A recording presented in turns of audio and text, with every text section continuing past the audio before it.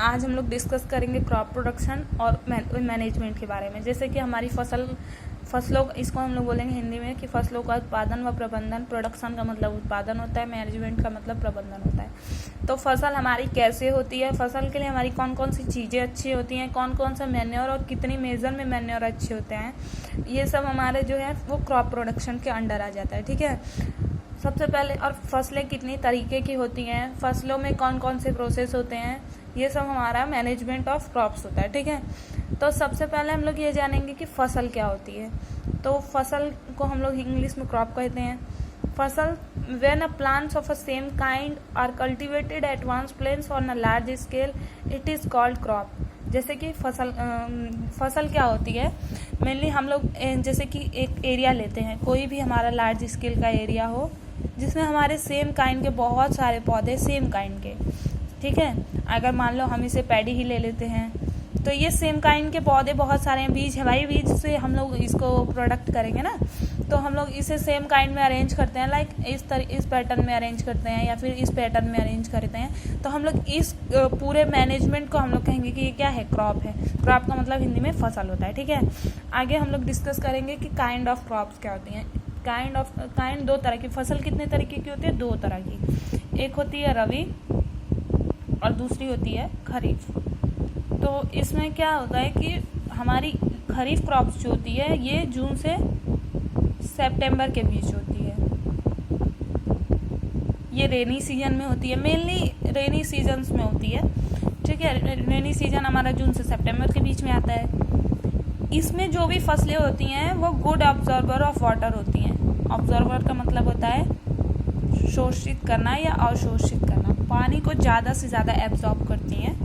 जैसे हमारा पैडी है, ठीक है, अगर हम लोग इसकी प्लांटेशन करते हैं, इसको हम लोग अरेंज करते हैं फसल की तरह, तो ये हमारा जैसे रेनी सीजन्स में बारिश के टाइम में ये ज़्यादा से ज़्यादा पानी एब्जॉर्ब कर पाता है, ये हुआ, या सोयाबीन, ये सब हमारे इस सीज़न में बोए जाते हैं क्योंकि ये पानी को ज़्यादा से ज़्यादा एब्जॉर्ब करते हैं और ये रेनी सीजन्स के हमारे प्लांटेशन होते हैं। ठीक है, या फिर हम लोग इसे बोल सकते हैं कि ये रेनी सीजन में प्रोडक्ट किए जाते हैं। आगे है रबी क्रॉप्स। रबी क्रॉप्स क्या होती है, ये हमारी इस सीज़न के बाद बोई जाती है, अक्टूबर से मार्च तक। ठीक है, इसमें क्या होता है कि इसमें हमारी वैसी जो एज़ कम्पेयर देन इसके कम वाटर एब्जॉर्ब करती हैं, जैसे हमारी वीट्स हो गई, पीज हो गई, और हमारी वो हो गई ग्राम मतलब चना, मटर और गेहूँ। ठीक है, ये सब इसके अंदर आ जाती हैं। अब क्या होता है कि ये हमारे मार्च से अक्टूबर के बीच में बोई जाती हैं, उसके बाद हमारी ये जून से सितंबर के बीच में बोई जाती है। ये पानी को कम एब्जॉर्ब करती है एज़ कम्पेयर देन किसके, खरीफ फसल के। और इसमें क्या होता है कि इसके एग्जांपल्स हो गए वीट, पीज, ग्राम। ठीक है, आगे हम लोग पढ़ते हैं कि एग्रीकल्चरल प्रोसेस क्या होते हैं। इसको बोलते हैं हम लोग कृषि प्रक्रम। ठीक है, इसमें क्या होता है कि सबसे पहले इसमें 7 मेथड होते हैं। किसी भी फसल को प्रोडक्ट करने के लिए हम लोग इस पैटर्न्स को फॉलो करते हैं। सबसे पहले हम लोग प्रिपरेशन ऑफ सॉइल, सबसे पहले हमारी मिट्टी को तैयार करते हैं। शोविंग, भाई बीज, शोविंग का मतलब होता है बुआई, बीज बोना। ठीक है, एडिंग मैन्योर एंड फर्टिलाइजर, हम लोग कितनी रेंज में खाद या फिर उर्वरक जिसे बोलते हैं, हम लोग फसल में कितना ऐड करें कि हमारी फसल जो है वो ग्रो करे। ठीक है, आगे है इरिगेशन। इरिगेशन का मतलब है कि सिंचाई, कितने इंटरवल्स में हमारी फसल को पानी देना है जिससे कि वो अच्छे से असली डेवलपमेंट को ऑब्टेन करे, इसे हम लोग बोलते हैं कि ये क्या है, इरिगेशन है। आगे है प्रोटेक्टिंग फ्रॉम वीड्स, जैसे कि वीड्स का मतलब होता है खरपतवार, इसे हिंदी में बोलते हैं हम लोग। जंगली पौधे, जैसे कि अगर फसल हमारी अच्छी है, इसमें कोई जंगली पौधा उग जाएगा तो वो ज़्यादा से ज़्यादा न्यूट्रिएंट्स एब्जॉर्ब कर लेगा फसल के, तो वो क्या है, उससे हमारी फसल पे प्रभाव पड़ेगा, तो इसे हम लोग बोलते हैं कि ये क्या है, वीड्स। ठीक है, तो उससे हम लोग कैसे फसल को बचाएंगे, ये हम लोग क्रॉप प्रोडक्शन के अंदर स्टडी करते हैं। आगे है हार्वेस्टिंग। हार्वेस्टिंग को हम लोग हिंदी में बोलते हैं कटाई, जैसे कि हम फसल हो गई तो मैच्योर हो गई फसल, तो उसे हम कब काटेंगे, ये हमारे हार्वेस्टिंग के अंडर आता है। स्टोरेज का मतलब है हमारी फसल अगर अच्छी हुई है चाहे खराब हुई है उसे स्टोर करना, इस तरीके से स्टोर करना है कि वो ज़्यादा टाइम तक के लिए अच्छे से रहे, यूज़फुल हो, उसे हम लोग बोलते हैं स्टोरेज। ठीक है। प्रिपरेशन ऑफ सॉइल क्या होता है? सबसे पहला प्रोसेस हमारा प्रिपरेशन ऑफ सॉइल है। तो इसमें क्या करते हैं कि द प्रोसेस ऑफ लूजिंग और turning the soil is called tilling. Tilling या प्लफिंग। पहले के टाइम में प्लफ का यूज़ हम लोग मिट्टी को जुताई जिसे बोलते हैं उस कल्टीवेट करने के लिए हम लोग यूज़ करते हैं। कल्टीवेट का मतलब होता है मिट्टी को जो जैसे कि सॉइल है कहीं किसी पैटर्न में, तो उसे हम लोग ऊपर नीचे, टर्न का मतलब या तो उसके ऊपरी सतह को नीचे और नीचे सतह को ऊपरी तभी करेंगे ना भाई, जब हम लोग उसे कल्टीवेट करेंगे। तो इस पैटर्न को हम लोग प्लफिंग बोलते हैं। ठीक है। प्लफिंग हम लोग पहले के टाइम में प्लफ से करते थे, इसे हल बोलते हैं हिंदी में। ठीक है। तो this is being use since ancient time. Ancient time का मतलब होता है कि प्राचीन समय। ठीक है। For tilling the soil adding fertiliser to the crops. ठीक है। इसके बाद हम लोग इसमें क्या यूज करते हैं? फर्टिलाइजर्स। जितना अच्छा मिट्टी हमारा मतलब मैनेज होगा उतना हम लोग अच्छे से फर्टिलाइजर्स यूज करेंगे। This is made of would and drawn by a pair of bulls. पहले के टाइम में बैलों द्वारा हल चलाए जाते थे, तो किसके? पेयर ऑफ बुल्स के। एंड द मेड जो हमारा हल रहता था वो लकड़ी से बना रहता था। ठीक है।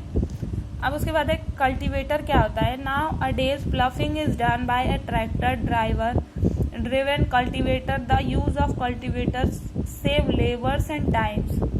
कल्टीवेटर आज के टाइम में मशीन्स का यूज किया जाता है, उस मशीन को हम लोग कल्टीवेटर कहते हैं। कल्टीवेटर के यूज से हमारा लेबर और टाइम दोनों बचता है। लेबर का मतलब मजदूरी, जिससे ज़्यादा लोग पहले इस काम में ज़्यादा टाइम लगता था और ज़्यादा लोगों की मेहनत लगती थी। अब मशीन्स जो है वो मुश्किल से 2 घंटे में 3 घंटे के अंदर ये काम कर देती हैं।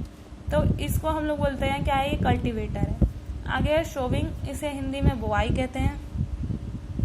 कि sowing is an important part of crop production. Before sowing good quality clean and healthy seed of good variety are selected. Farmers prefer to use seeds give high yield. क्या मतलब? जैसे कि हम लोगों का कोई भी फसल है उसकी हम लोग बीज लेते हैं। ठीक है। तो उसे हम लोग अच्छे से हेल्थ मतलब कि हम लोग धोकर या फिर मतलब पानी में रखकर उसे साफ बीजों को हम लोग जब मिट्टी में डालते हैं तो हमारी फसल अच्छी होती है। हम लोग उसमें कितना मटेरियल यूज करते हैं या कितना फर्टिलाइजर यूज करते हैं, ये सब प्रिफेयर जो करते हैं हम लोग सोविंग के अंदर करते हैं। आगे हमारा मैन्योर और फर्टिलाइजर्स क्या होते हैं? तो हमारा मैन्योर और फर्टिलाइजर्स क्या होता है? जैसे कि the substance which are added to soil in a form of nutrients for the healthy growth of plants are called manure and fertiliser. Manure और फर्टिलाइजर को हम लोग हिंदी में खाद व उर्वरक कहते हैं। जैसे कि ऐसे सब्सटेंस जिससे हमारी जो फसल है वो ग्रो करे और हेल्थी ग्रो करे और बिना किसी लॉस के। जैसे कि इस रेंज में हम लोग किसी भी न्यूट्रिएंट्स को ऐड करें कि हमारा जो फसल है वो सिर्फ ग्रो करे, लॉस कुछ भी ना करे, तो उसे हम लोग मैन्योर और फर्टिलाइजर्स कहते हैं। ठीक है। The substance which are added to soil in a form of nutrients for the healthy growth of a plant. फसल के अच्छे ग्रोथ के लिए मैन्योर एंड फर्टिलाइजर्स का हम लोग यूज करते हैं। आगे है difference between fertilisers and manure. उर्वरक और खाद में क्या अंतर होता है, ये डिफरेंस हम लोग कैसे जानेंगे? कि फर्टिलाइजर्स आर मैन मेड। जो हमारा फर्टिलाइजर होता है वो फैक्ट्रीज में प्रिपेयर किया जाता है या लेबोरेटरीज में, मतलब कि प्रयोगशाला में उसे हम लोग खुद बनाते हैं, वो नेचुरली नहीं बनता है। ठीक है। मैन्योर क्या होता है कि manure is a natural substance obtained by decomposition of cattle डंग और प्लांट रेसिड्यू। जो हमारा मैन्योर होता है वो नेचुरल सब्सटेंसेस होते हैं, डिकम्पोज होते हैं। कैटल डंग का मतलब होता है जानवरों के जैसे गोबर या खाद से बोल सकते हैं। प्लांट रेसिड्यूज, पौधों के जो पत्ते होते हैं जब वो सड़ जाते हैं तो उसे बोलते हैं प्लांट रेसिड्यू।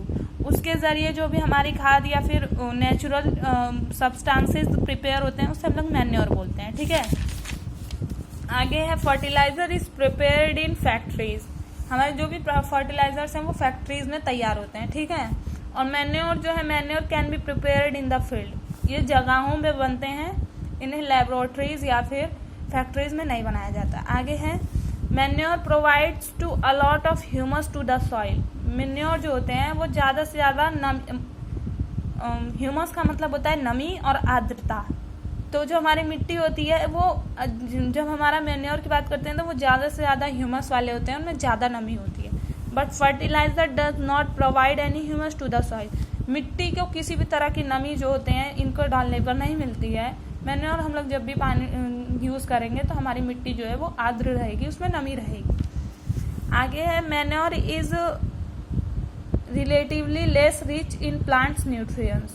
ठीक है, प्लांट्स न्यूट्रिएंट्स में ये सब कम रहता है। ठीक है, and fertiliser are very rich in plants nutrients like nitrogen, phosphorus and potassium. ठीक है, फर्टिलाइजर्स जो होते हैं वो हमारे पौधों में बहुत ज़्यादा पाए जाते हैं और मैन्योर्स जो होते हैं वो नहीं पाए जाते हैं। इसके जितने भी न्यूट्रिएंट्स होते हैं दे आर एब्सेंट लेस, मतलब कि ये ज़्यादा से ज़्यादा बहुत कमी रहती है इनकी पौधों में और ये ज़्यादा से ज़्यादा पौधों में पाए जाते हैं लाइक नाइट्रोजन, फॉस्फोरस या पोटेशियम। ठीक है, तो ये तो हमारा डिस्कशन था किसके, फर्टिलाइजर्स, मैन्योर और क्रॉप प्रोडक्शन में। आगे भी इसके बारे में डिस्कस करेंगे अगले लेक्चर में।